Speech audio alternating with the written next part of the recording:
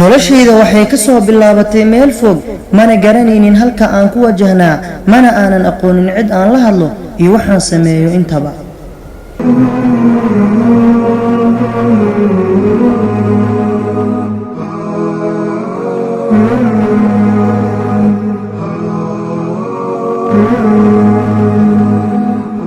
waxa ay soo food saareen caqabado waaweyn waanan garan waayay si aan u caawiyo noloshayda waxaan go'aansaday inaan isticmaalo daroogada si aan u qariyo dhibaatooyinka noloshayda soo food saaray ilaa aan gaaray heer aan nolosha ka quusto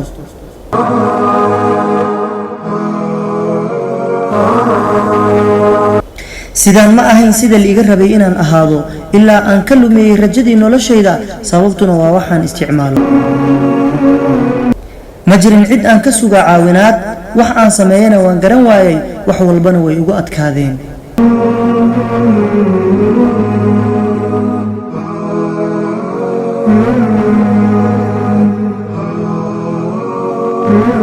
daroogadana waxba noloshayda kuma soo kordhin aan ka ahayn inay u xumayso noloshayda sidii hore si ka daran xitaa wixii yaraa aan haystay waxaa layga qaatay anigoonan ogeyn waxaan go'aansaday inaan dhaqaaqo anigoon garanaynin halkaan ku socdo laakiinse waxaan helay xalkii noloshayda oo idil